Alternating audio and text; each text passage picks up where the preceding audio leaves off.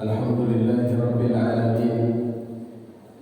Wassalatu wassalamu ala ashrafil anbiya'i wal mursalin Sayyidina wa maulana Muhammadin wa ala alihi wa sahbihi ajma'in. Allahumma alimna ma jahilna wa dhakkirna ma nasina waftah alaina min khazaini rahmatika ya arhamar rahimin. Ya Allah, ya Tuhan kami, ajarkanlah kepada kami apa yang tidak kami ketahui, dan ingatkanlah kami apa yang kami lupa, serta bukakanlah kepada kami pintu rahmat-Mu, wahai yang maha pengasih lagi maha penyayang. Amin, amin ya rabbal alamin. Puji syukur sama-sama kita sampaikan kehadiran Allah Ta'ala atas limpahan rahmat dan karunia-Nya. Pada malam ini kita dapat hadir bersama menunaikan salat maghrib berjamaah, dan seterusnya kita lanjutkan dengan majelis ilmu. Mudah-mudahan ini menjadi amal yang dikategorikan oleh Allah sebagai amal penyelamat. Sebab Rasulullah SAW memberikan peringatan, badiru bil amal, bersegeralah kalian melakukan amal-amal kebaikan, karena ada satu masa nanti fitnah kaqita'il lailil mudhlim akan datang kepada kalian, taubahnya seperti bahagian-bahagian malam. Pagi orang beriman, sore bisa membuat manusia menjadi kafir. Sore dia beriman, pagi sudah jadi kafir. Begitulah benarnya mempertahankan iman pada masa itu. Maka mudah-mudahan Allah senantiasa memberikan kesehatan, waktu yang cukup, semangat yang terus membara di dalam hati kita untuk mengikuti pengajian dan majelis ilmu-ilmu seperti ini. Seterusnya salawat serta salam kepada Nabi Muhammad SAW. Allahumma salli ala Sayyidina Muhammad wa ala alihi wa sahbihi ajma'in.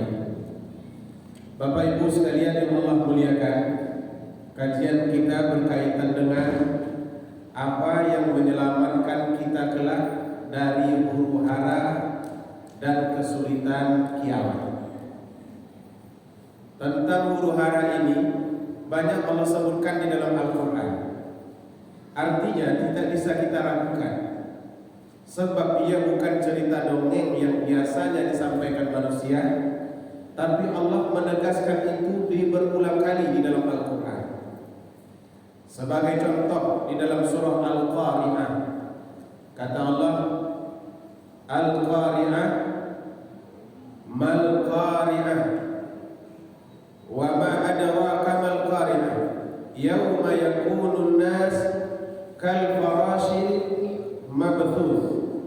Pada hari itu manusia akan bertebaran seperti aneh-aneh. Maksud bertebaran itu semuanya berlarian. Kalau kita melihat video, mungkin sebagai model kiamat yang kecil itu, lihatlah betapa bertebarannya manusia ketika terjadi tsunami di Aceh.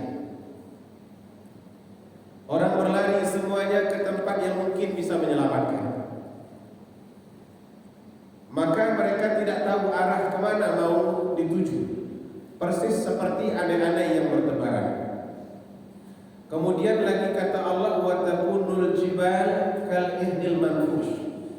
Pada hari itu juga gunung akan meledak, meletup dan berhamburan ke atas seperti kapas yang bertaburan. Kalau gunung sudah diterbangkan, kira-kira manusia terbang apa tidak? Maka kita pun akan ikut diterbangkan. Kemudian dalam ayat lain lagi, idzal biharu fujirat, pada hari itu laut-laut akan tumpah ke darat. Maka di hari kiamat itu daratan ini akan digenangi oleh air secara total. Tidak ada yang tersisa. Kalau sudah seperti itu nggak mempan ide-ide wali kota untuk membangun drainase, karena semuanya akan tenggelam. Idza samaa'un fatarat, langit akan terbelah. Wa idzal kawakibun tatharat, planet-planet, bintang, matahari semuanya saling berada.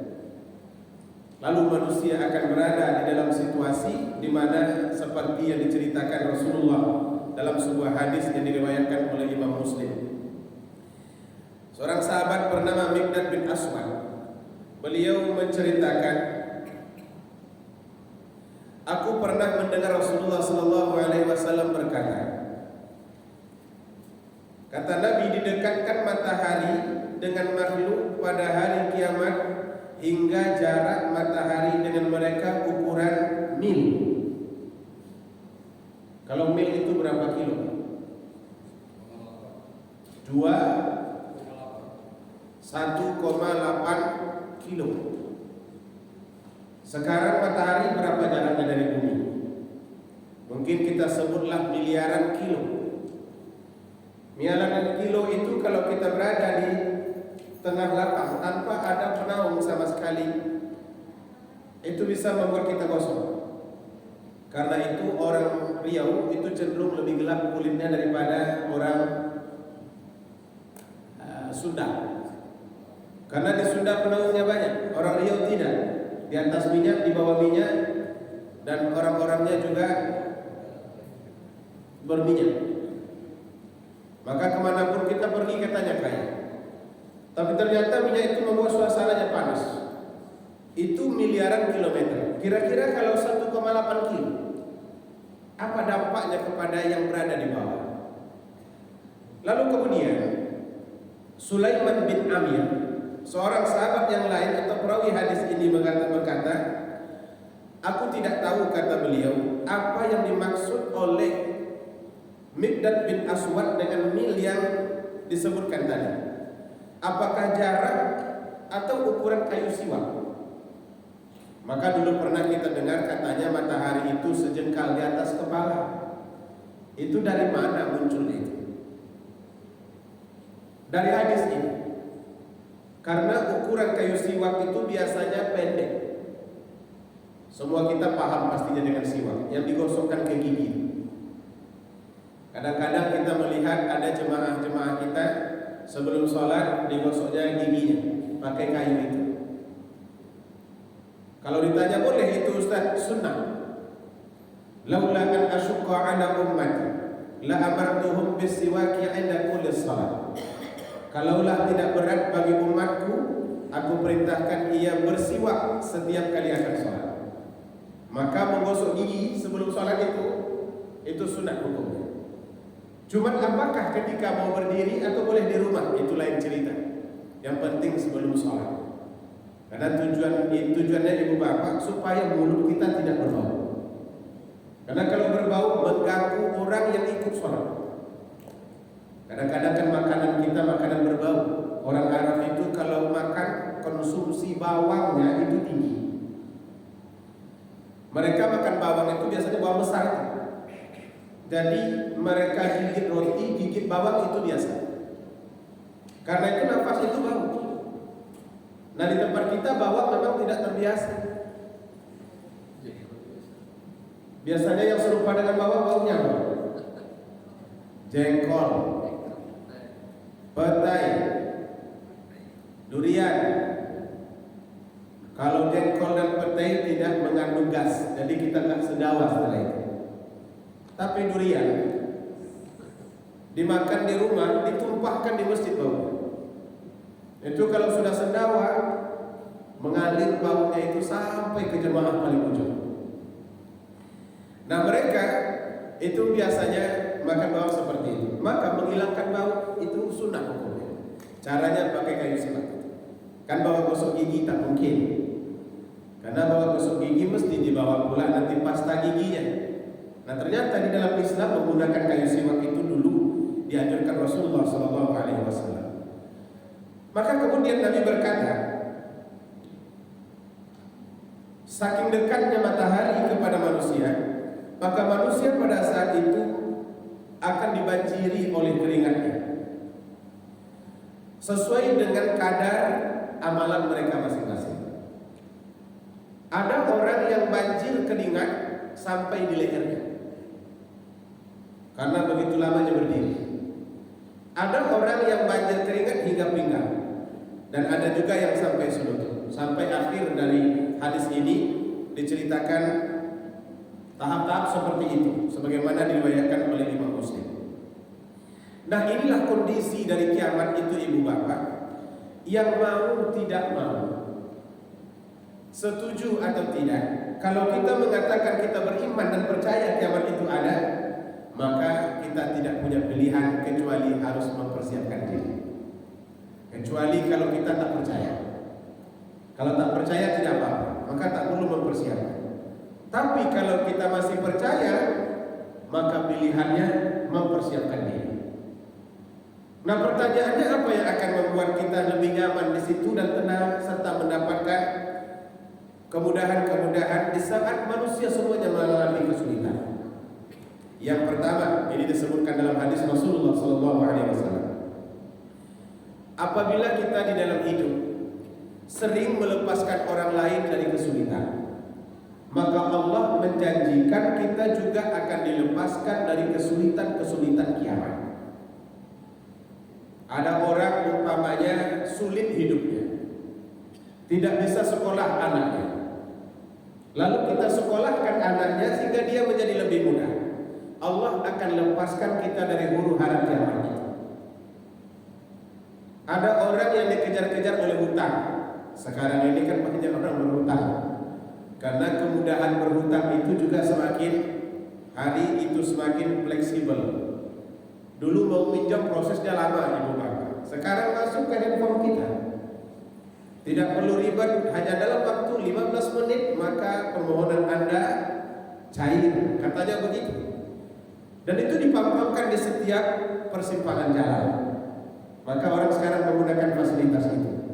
Hingga kadang-kadang ada orang yang berhutang dan kesulitan membayarnya, sementara dia harus terus diburu oleh orang yang memiliki hutang.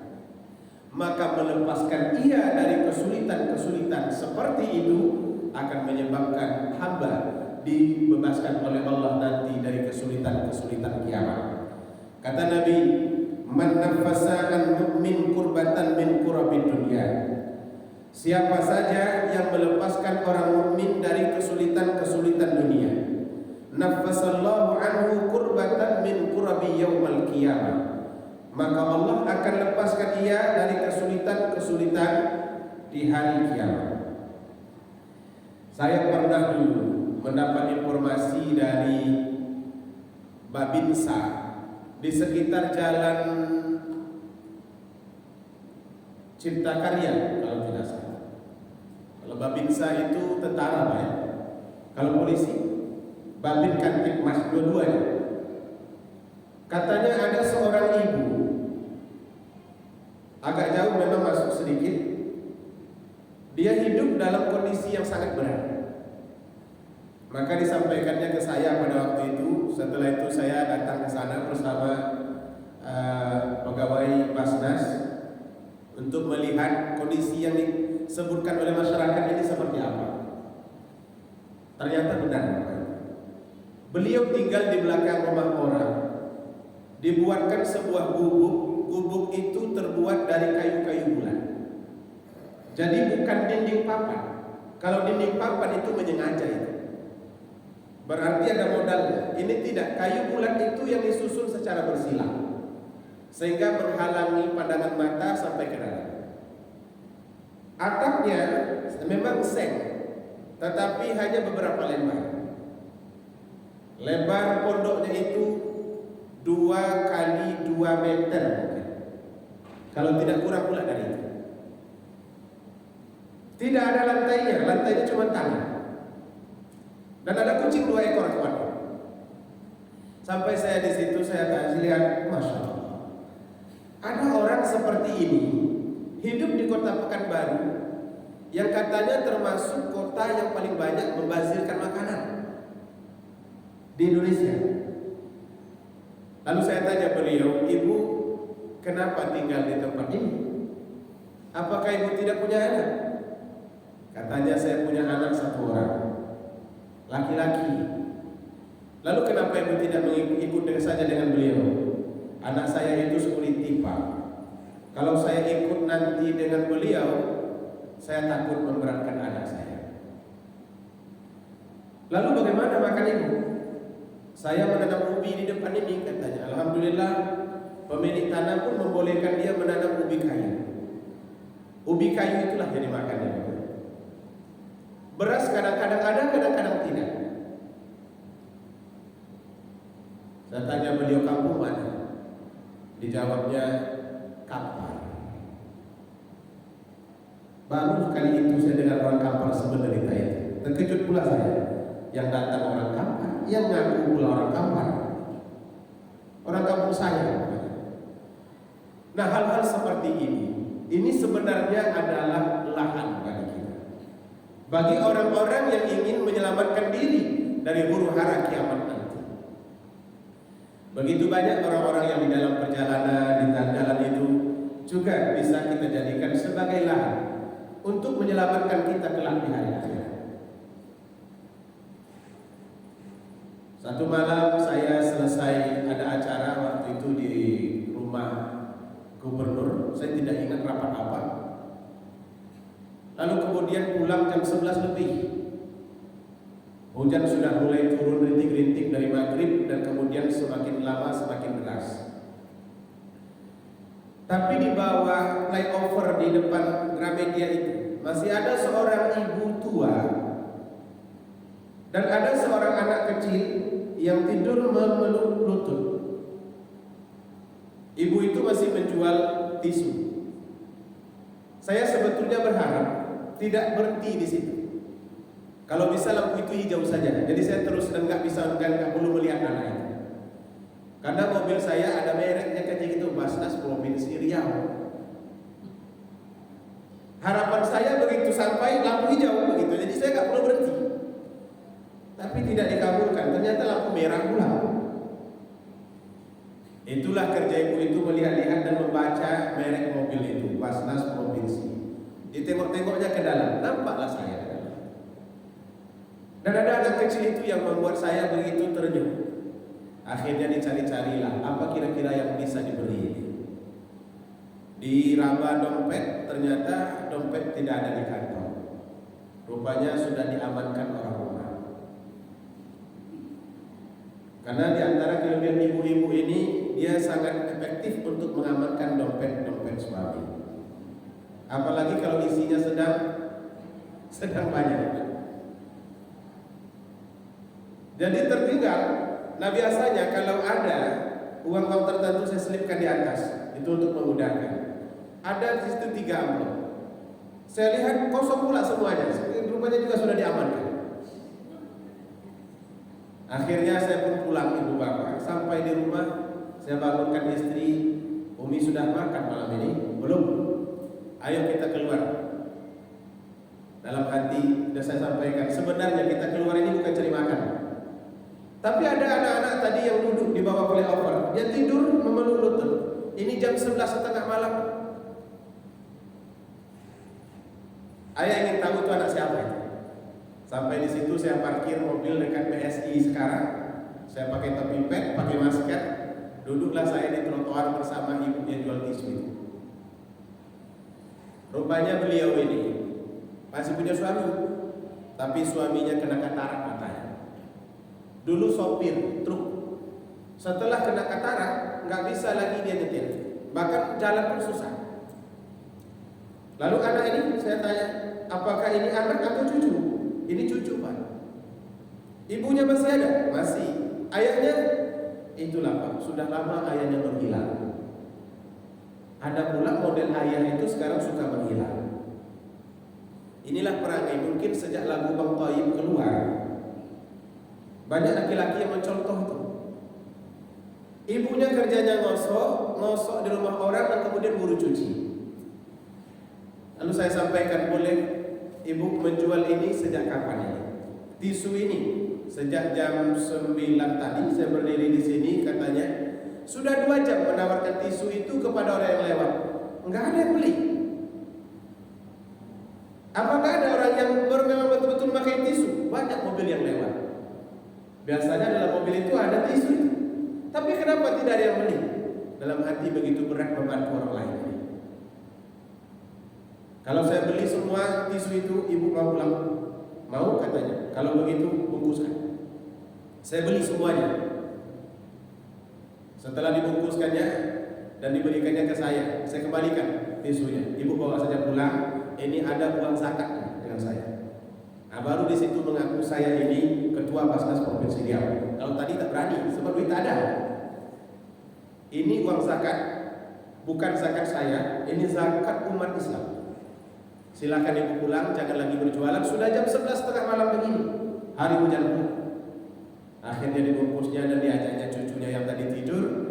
Saya perhatikan sampai beliau menghilang baru saya pulang. Akhirnya nggak jadi makan. Saya tidak menyebutkan apa yang saya lakukan, tapi begitu banyaknya lahan yang bisa kita gunakan untuk menyelamatkan kita kelak di hari akhir. Jangan pernah lewatkan lahan itu. Walaupun cuma dengan sebiji, 1 rupiah yang kecil nilainya, itu menurut kita, tapi menurut mereka itu sangat berarti sekali. Maka Rasulullah SAW pernah berpesan, kalau di tangan kalian ada fasilah. Fasilah itu biji-bijian kecil yang bisa tumbuh. Lalu kalian tahu besok ini akan kiamat ini, tanamlah dia. Jangan kalian pikirkan apakah dia tumbuh atau tidak. Jangan pikirkan dapatkah nanti menikmati hasilnya atau tidak. Tanamlah, karena menanam itu sudah memulai sebuah kebaikan. Dan itu nanti yang akan menyebabkan kita diberikan kemudahan-kemudahan oleh Allah di hari akhirat. Saya berharap sebetulnya tidak ada lagi anak-anak jalanan, orang-orang yang di jalan itu meminta-minta seperti sekarang. Tapi memang Bapak Ibu, ini agak banyak bercerita tentang hal ini, agak sulit mengendalikannya, sebab mayoritas mereka itu datang dari luar daerah. Dan sebahagian mereka bukan muslim. Kalau kita melihat yang berada di depan living room itu rata-rata bukan muslim. Tapi kan giliran membantu nggak perlu kita tanya. Kalau sudah lapar jangan tanya muslim apa tidak, bantu saja. Karena jangankan membantu non muslim, membantu anjing saja belum nasi berpahala. Nah, kita berharapnya seperti itu, tapi memang agak rumit. Saya pernah sampaikan kepada pemerintah harus ada 5 lembaga yang bekerja menanggulangi itu. Tidak bisa dengan Satpol PP. Satpol PP itu cuma tukang ambil, menertibkan antar ke perbatasan. Nanti Satpol PP kemarin naik truk, dia naik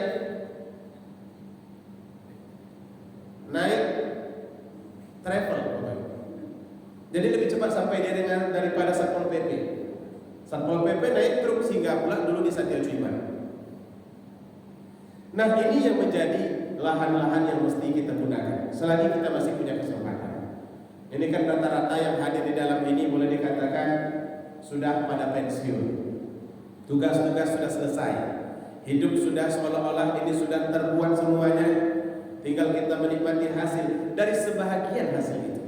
Gunakan dia untuk menyelamatkan diri kita dari huru hara kiamat kelak. Ringan mudahkan orang lain dari kesulitan, lepaskan orang lain dari kesulitan, Allah akan lepaskan kita dari kesulitan kiamat. Kemudian yang kedua, menyenangkan orang yang sedang berada di dalam kesulitan. Kalau tadi melepaskan, yang kedua menyenangkan. Menyenangkan orang lain yang sulit termasuk di antara perbuatan yang akan melepaskan kita dari huru hara kiamat. Sebagaimana sabda Nabi, man yassara an muqsir, siapa yang menyenangkan orang-orang yang susah, yassarallahu bihi fid dunya wal akhirah, maka Allah akan menyenangkan ia dengan perbuatan itu di dunia dan di akhirat. Menyenangkan orang itu seperti apa maksudnya? Ya, namanya menyenangkan itu membantu walaupun dia tidak berada dalam tahap kesulitan yang parah, tapi kita bisa memberikan bantuan-bantuan tertentu kepadanya. Itu namanya menyenangkan. Kalaupun dia tidak meminta tapi kelihatan dia pun butuh, itu namanya menyenangkan. Maka menyenangkan manusia, makhluk itu penting Bapak, karena ia menjadi bagian-bagian amal yang sangat dihargai oleh Allah Ta'ala. Ingat kisah orang yang memberi anjing minum? Kita ulang supaya ia bisa berbanding. Karena kadang-kadang kita bertanya, nanti kalau kita bantu kira-kira berpahala apa tidak Ustaz? Kira-kira bantu anjing berpahala apa tidak? Seorang laki-laki mengadakan perjalanan, lalu kemudian dia menemukan sebuah perigi. Perigi itu yang digali. Kalau sekarang ini kan sumur modelnya, tapi dulu itu perigi. Turun dia mengambil air di situ dan kemudian naik lagi ke atas. Begitu sampai di atas dia melihat ada anjing yang menjilat-jilat pasir. Dia berpikir anjing ini sangat haus. Maka dia turun kembali mengambil air seperti dengan apa yang bisa dia pakai. Dibawanya ke atas dan diberikan kepada anjing. Apa kata Nabi? Fasyakarallahu lah. Allah berterima kasih kepada laki-laki. Kalau kita pikir, mengapa Allah mesti menunggu laki-laki itu datang baru anjing itu bisa minum?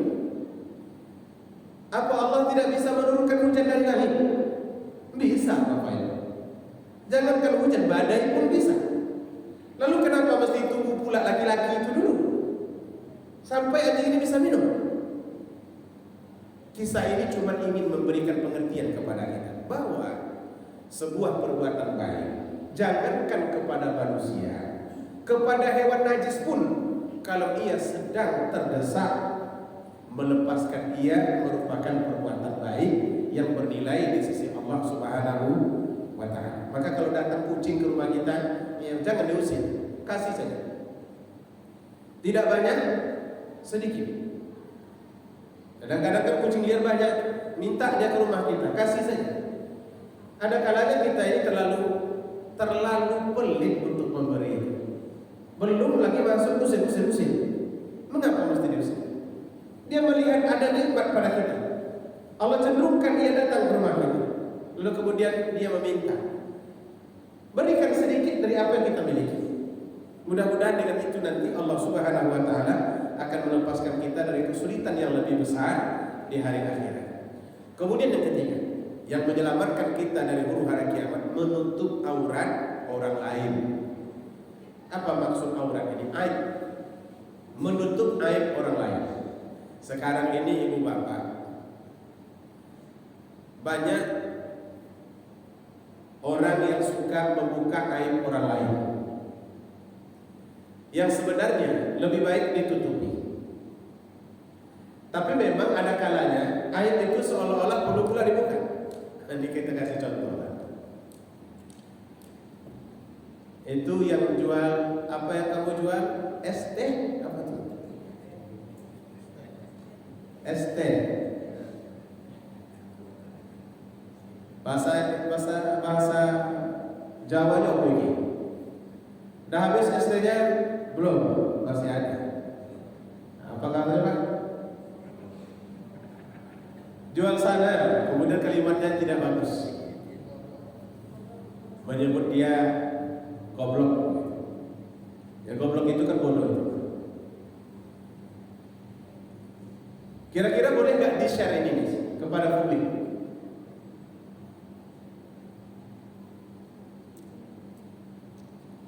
Dalam konsep seperti ini, sepertinya ia lebih baik ditutupi. Karena itu adalah aib. Tetapi beliau ini termasuk zalim. Dengan ilmu yang beliau miliki, merendahkan orang lain yang di depannya adalah orang-orang yang hina menurut pandangan matanya. Dengan keilmuan yang beliau miliki. Lalu kemudian beliau mengatakan hal-hal seperti itu di depan publik. Baru kemudian beliau tersadar bahwa itu salah setelah satu Indonesia mengecam beliau. Ini keterlaluan ini. Katanya dia ustaz, tapi ngomongnya kok begini. Wah, habis sudah. Akhirnya beliau terpaksa melepaskan jabatan sebagai utusan presiden bahagian toleransi atau moderasi beragama. Saya tidak akan menyebutnya secara detail, kan Bapak Ibu paham. Ini contoh. Hal-hal seperti itu mungkin untuk memberikan pelajaran tidak, tapi Nabi kalau ada yang memang disembunyikannya karena dia merasa malu, kalau ini sempat nanti diketahui orang, maka sebaiknya jangan kita bocorkan. Ada tetangga kita punya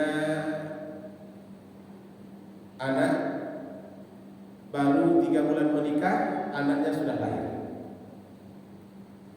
Berarti prosesnya 7 bulan yang lalu. Lalu apakah akan diceritakan atau tidak? Tidak boleh diceritakan. Tutup saja aib. Kalau harus dibawa kepada hukum agama, maka cukuplah halnya hal hukum agama, tapi tidak boleh membeberkannya kemana-mana. Nah, itu kan kemarin bukan main solehahnya nampaknya, tapi ternyata anaknya begini ABC, malu, tutup saja. Sikap seperti itulah yang diinginkan oleh agama, dan kalau itu kita lakukan, menyebabkan kita juga akan ditutup aib oleh Allah Subhanahu wa taala kelak di hari akhirat. Di dunia, ibu bapak, aib itu mudah ditutup, tapi kalau di akhirat siapa yang akan menutup? Selain Allah Subhanahu wa taala. Maka Rasulullah sallallahu alaihi wasallam berkata, "Man satara auratal mu'min." Siapa yang menutup aib seorang mukmin, satarallahu auratahu yaumal qiyamah, maka Allah akan menutup aibnya pada hari kiamat. Sekarang ini kan kalau kita lihat semua orang sempurna, tidak nampak kita kekurangannya, tak nampak kita perangainya, tapi di hari kiamat nanti akan kelihatan. Ketika Isra dan Mi'raj, Nabi SAW melihat ada orang memakan daging busuk. Daging itu sudah busuk, baunya juga luar biasa, tapi kelihatannya mereka memakan itu sungguh nikmat. Sampai Nabi merasa heran. Lalu beliau bertanya kepada Jibril, ini orang kok memakan daging seperti itu? Siapa ini? Apa jawab Jibril Bapak Ibu? Masih ingat Isra dan Mi'raj? Wah, nampaknya minggu depan Isra dan Mi'raj kita langsung. Ini perbuatan umatmu Muhammad yang berselingkuh. Bahasa kerennya begitu, yang berselingkuh. Selingkuh itu haram. Ada yang halal di rumah, di mana dia tidak akan terjebak dalam perbuatan-perbuatan yang tercela, tapi tak enak. Yang enak itu malah selingkuhan. Padahal kalau ditengok-tengok selingkuhan ini tidak lebih hebat daripada yang di rumah. Tapi kalau sudah masuk bab itu, la uzayyinanna lahum fil ardi, iblis sudah berjanji dia akan menghiaskan kepada manusia bahwa itu indah. Maka karena itu orang tetap melakukan. Nah, mungkin banyak orang berselingkuh tidak diketahui karena dia pandai menutup dan membuat packingnya, dan bisa menutup semua celah, maka tidak ada yang tahu. Nanti di hari kiamat akan kelihatan itu. Bayangkan ketika istri nanti saat tahu itu, oh dulu abang selingkuh. Patutlah selalu nonton televisi, pulang katanya jam malam-malam selalu alasannya Real Madrid lawan Barcelona. Padahal tidak ada kabar begitu. Di situ akan diketahui. Maka kalau kita memiliki kebiasaan menutup aib orang, nggak usah dicerita.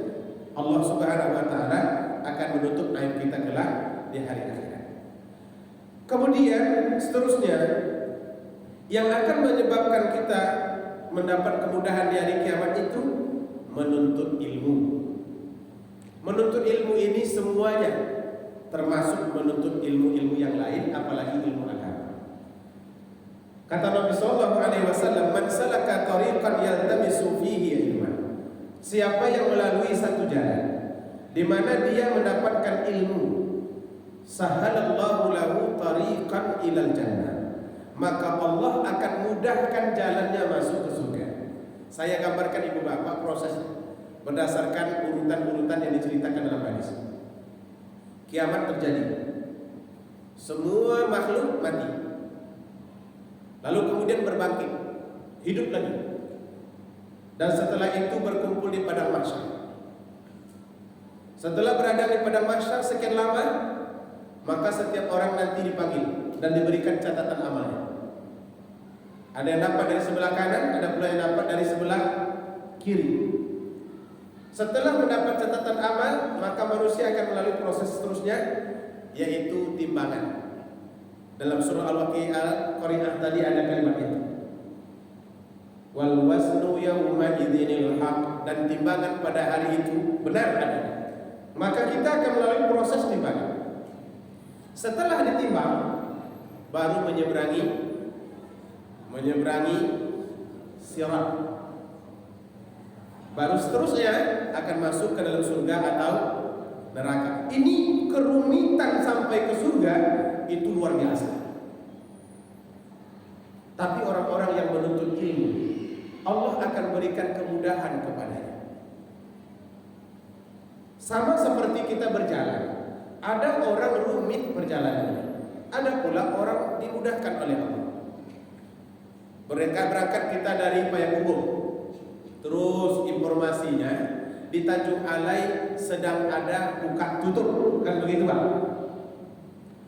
Maka kita sudah mempersiapkan mental, katanya lama buka tutup itu. Ternyata begitu kita sampai di situ, karena Allah ingin memudahkan, pas kita antri buka, maka jalan sama dengan orang lain. Sementara yang lain yang akan Allah persulit, pas sampai di depan ditutup. Padahal tinggal dia sendiri, dia yang paling depan, ditutup. Pak, stop. Nanti yang di sana pula lagi menunggu sampai 3 jam. Artinya kemudahan, kesulitan itu semuanya bisa diciptakan Allah. Dan orang-orang yang menuntut ilmu di dunia akan Allah mudahkan jalannya masuk ke surga. Mudah-mudahan yang di dalam ini semuanya mudah masuk surga. Kurang semangat, aminnya saya. Apa tidak berminat Bapak Ibu? Atau melalui proses biasa saja? Kalau proses biasa seperti yang kita gambarkan tadi, menyeberangi sirat itu, ada orang yang menyeberanginya itu ngesot, dia takut. Ada orang yang menyeberangi itu merangkak. Ada pula yang menyeberangi berjalan kaki biasa. Ada orang yang menyeberangi sirat seperti naik kuda, berkendaraan. Ada yang menyeberangi sirat itu seperti kilat. Bapak Ibu mau seperti apa? Isi formulirnya sekarang. Saya membawa formulir. Kendaraan yang mana yang kita miliki? Mau ngesot? Baik, masih kurang semangat. Di situ kiri kanan ada kalalip. Kalalip itu duri-duri panjang yang akan mengait manusia. Kalau sudah terkait, lepas daging. Ini akan membuat manusia-manusia yang akan jatuh ke bawah itu tersiksa habis-habisan. Sekarang mau pilih yang mana? Mau pilih ngesot, merangkak, jalan kaki, seperti naik kuda, atau seperti kilat? Seperti kilat. Kalau begitu, bulan depan saya lihat. Kalau ada yang tidak hadir dalam pengajian, berarti dia akan turun pangkat seperti naik kuda. Kalau 2 kali tak hadir, turun pangkat lagi seperti jalan kaki. Kalau sudah berkali-kali tidak hadir, berarti mungkin merangkak atau ngesot. Nah, silakan kita pilih maunya yang mana. Karena itu sebetulnya kitalah yang menentukan pola yang akan kita lewati. Karena semuanya tiketnya di sini. Maka ambillah kesempatan di dalam hidup kita untuk menyenangkan diri kita sendiri nanti di hari akhirat. Apalagi di usia-usia seperti sekarang. Kalau kita balik setelah maghrib, kira-kira di rumah itu buat apa? Pak Amir, kalau pulang setelah maghrib biasanya apa aktivitas? Di rumah itu nonton belum pula ada film. Bola? Enggak selalu. Besok malam Pak? Hah? HP? Nanti ketika kita menyeberangi sirat, tidak akan bisa ditunjukkan oleh Google Map mana yang lebih nyaman perjalanannya. Nggak bisa dipakai HP. Betapa ruginya. Nah kalau begitu ya sudah, ambil kesempatan sebagian dari hidup kita. 1 minggu itu sekali cuma. Itu pun 40 menit. Duduklah di masjid, cari tempat-tempat dan posisi yang paling nyaman. Kalau rasa-rasanya dinding nyaman, ya udah di dinding bersandar. Kalau harus lebih nyaman lagi, buat kopi. Nah, ini ada peningkatan nih Ustaz. Iya kan Pak? Kali berarti bulan depan kita pakai kopi kan? Letakkan kopi di depan biar gak ngantuk. Karena Ustaznya serius ini. Nah, letakkan kopi di depan. Silakan duduk di tiang. Memangnya berdosa kita mendengarkan pengajian sambil minum kopi? Enggak. Sedangkan jual teh es saja boleh. Artinya kita ingin membuat hidup kita itu lebih bermanfaat, berguna. Sekarang saatnya kita berpikir untuk diri kita sendiri. Gak usah berpikir lagi untuk yang lain. Mungkin dulu Pak Haji pejabat. Dulu, sekarang gak jabat lagi. Udah, pikir diri sendiri aja lagi. Gak usah ikut lagi dengan persoalan-persoalan umat yang tak mungkin kita selesaikan dengan kapasitas kita yang semakin lama semakin menurun. Baik, berapa lagi Ibu Bapak? Maka bulan depan kita lihat kalau ada yang berkurang berarti turun pangkat. Seterusnya yang akan menyelamatkan kita di hari akhirat itu ketika kita adil menjadi seorang pemimpin. Nah, ini agak berat sedikit. Adil ketika menjadi seorang pemimpin. Di dalam hadis Nabi sebutkan ada orang yang mendapatkan perlindungan Allah di hari kiamat. Salah satunya adalah imamul adil. Imam yang adil. Adil itu bagaimana? Ketika dia memimpin, dia milik umat. Bukan milik kelompoknya, bukan milik partainya, bukan milik orang-orang yang mendukungnya. Maka kalau model sekarang ini agak susah ini. Karena imam-imam yang hadir yang sudah tertunjuk ini rata-rata sudah menebar. Mana teman-teman kita? Simpulan teman, teman. Yang lain musuh. Kalau musuh singkirkan. Kalau begitu nanti di hari akhirat maka dia harus menyelesaikannya dengan Allah Ta'ala. Apakah jabatan itu hanya untuk segelintir orang atau hanya untuk para pendukung? Bagaimana cara kita melakukannya? Allah akan minta kembali pertanggungjawabannya. Mudah-mudahan di antara kita kalau ada yang tertunjuk sebagai pemimpin jadilah pemimpin yang adil. Seterusnya yang akan dimudahkan oleh Allah di hari kiamat, anak muda yang tumbuh dalam ibadah kepada Allah. Kalau orang tua dekat dengan masjid itu biasa. Tapi kalau anak muda dekat dengan masjid itu luar biasa. Kenapa luar biasa? Ya sudah berada di luar, nggak ada biasa-biasanya. Makanya di masjid kalau kita lihat kan rata-rata orang tua. Ini sebelah kiri tua semua. Sebelah kanan tua apa muda Pak? Di belakang ada anak muda? Ya mungkin mudanya tahun 60 boleh jadi. Yang muda itu cuma saya dan kemudian Pak Imam satu. 2 cuma yang muda, sisanya mana? Makanya ketika ada anak-anak muda yang cenderung ke masjid, mereka termasuk orang-orang yang dispesialkan oleh Allah nanti di hari akhirat untuk mendapatkan kemudahan-kemudahan saat huru hara kiamat datang kepada manusia. Kemudian yang seterusnya, orang yang hatinya selalu terikat dengan masjid. Ini termasuk orang yang akan mendapatkan kemudahan di hari kiamat. Maka alhamdulillah, ini pengajian kita ini kan 2 bulan sekali ini. Bulan lalu absen pula karena rupanya bentrok ini pengajian ini. Jangan saya tidak dempet Bapak Ibu dengan Masjid Amilin. Jadi nanti saya akan bicarakan bagaimana teknis ini. Tapi sejak kita masuk, alhamdulillah kita ini adalah orang-orang yang istiqamah. yang selalu bolak-balik ke masjid, datang pergi pulang, datang lagi, balik lagi, datang lagi. Kita berdoa mudah-mudahan kaki ini kelak akan menjadi saksi di depan Allah bahwa kita lah yang selalu hadir di masjid ini. Itu tidak Allah abaikan. Inna nahnu nuhyil mauta wa naktubu ma qaddamu wa atharahum. Kami akan hidupkan kembali orang yang sudah mati, dan kami akan menulis apa yang mereka kerjakan dan bekas yang mereka tinggalkan. Bekas itu dalam bahasa Arab disebut athar. Bekas apa maksudnya?